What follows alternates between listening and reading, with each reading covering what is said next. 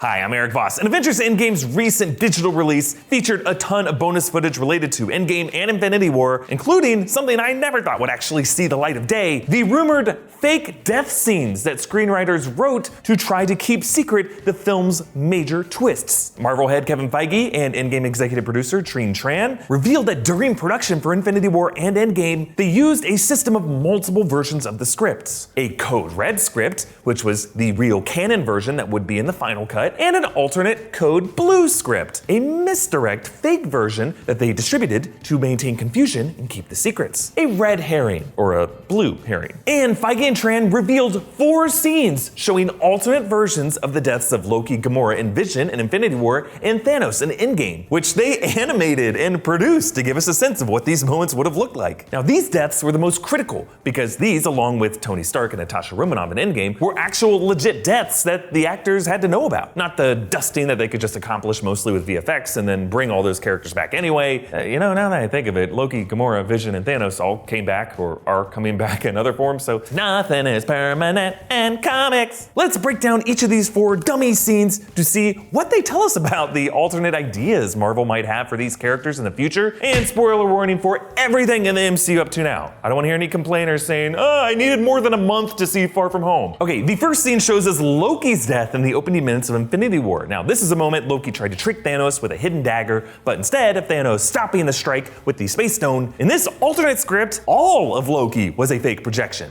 Good luck, brother. The sun will shine again.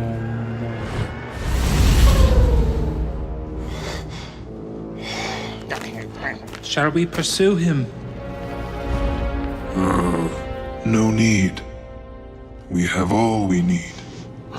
So one interesting element about this alternate scene, well, other than the hilarious animation and goofy sound effects, is that Loki being a projection and faking his death was actually a huge conspiracy theory that went around between Infinity War and Endgame. This time last year, we were pretty obsessed with this idea. Now, obviously, it's not the case. Loki did indeed die on the Asgardian ship, and Thanos was right. No resurrections this time. But Loki was also kinda right. The sun will rise on them once more, just an alternate reality sun. The version of Loki from 2012 who stole the Space Stone during the time heist to branch off into a new separate reality. A villainous, assholey Loki, just how we like him. On to the next alternate death scene. This one takes place after Thanos sacrificed Gamora on Vormir, but rather than waking up alone in a pool with the Soul Stone in his hand, this Code Blue script showed this. Thanos of Titan. The soul of the universe is yours to hold.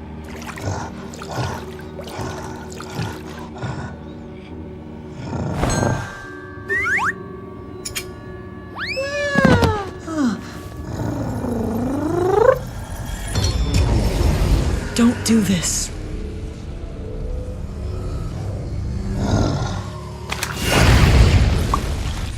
So this one's super bonkers. It appears as though Gamora is still alive afterwards, but it's not really clear how. Now, she appears to be suspended as a marionette by Thanos. Maybe he's using the Reality Stone. I was also thinking maybe this could be the presentation by the cosmic power, the Soul Stone, or Red Skull. It leads us to wonder, did Thanos sacrifice Gamora at all? Really, I think what was going on here is that Thanos sacrificed himself, and that's how he ended up in the pool. Meanwhile, Gamora was being puppeted and controlled by Thanos using the Reality Stone, and this would have happened sometime after capturing her from the Collector's vault. And by puppeting her is how he found the Soul Stone on Vormir. And only now does he release her from those bonds since he's gotten what he's wanted. Now, if this is how it went down, it's a pretty big deal that Thanos was willing to kill himself. And that kind of makes him less of a sympathetic figure, because think about it, it would mean that he loves himself more than he loves Gamora as a daughter figure. It's also worth noting that in this animated version, Thanos already has the green time stone. In the theatrical version, Thanos doesn't acquire the time stone until after Vormir and the Soul Stone. So it looks as though in this Code Blue script,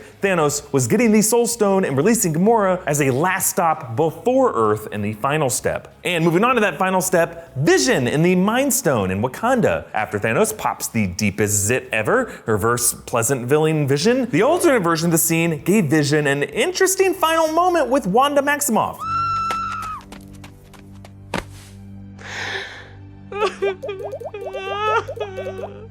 Wanda Maximoff, how may I be of assistance today?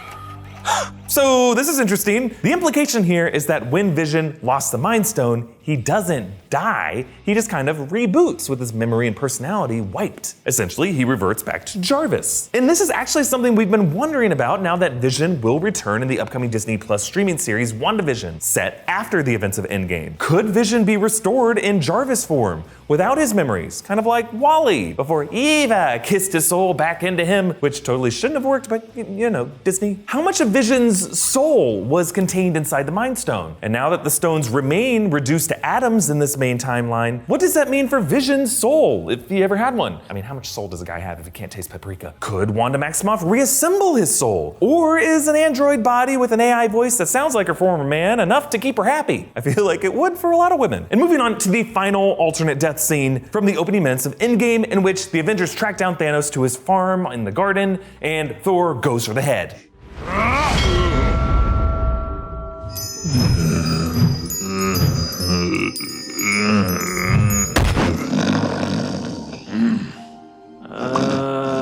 Yeah, so maybe this is just a joke, maybe all of these scenes are jokes, but I leave no Infinity Stone unturned. But presumably the Avengers would have left this older, weakened Thanos alone in peace, since really there's no point in bothering him other than to just unleash their anger. But maybe there was an alternate version of the Endgame ending in which this older Thanos joins the Avengers to face the younger 2014 Thanos, that Thanos who wanted to use the stones to tear the entire universe down to shreds as well and start over, which kind of would have been contrary to older 2018 Thanos' aims. Maybe 2014 Thanos would have sought out his older 2018 self and decapitated him the way Thor did to him in the theatrical cut, or the way 2014 Thanos did to an alternate Cap in the rejected concept that the screenwriters discussed. Which of these fake deaths do you wish could have been canon in the final version of Avengers Infinity War and Endgame? Comment down below with your thoughts. Follow me on Instagram and Twitter at Erik Voss. Subscribe to New Rockstars for breakdowns and theories about everything Marvel Cinematic Universe related. Thank you for joining me, and if Marvel could get this amazing animator to bring to life the alternate decapped Cap and Living Tribunal dark trial scenes, we would be very grateful.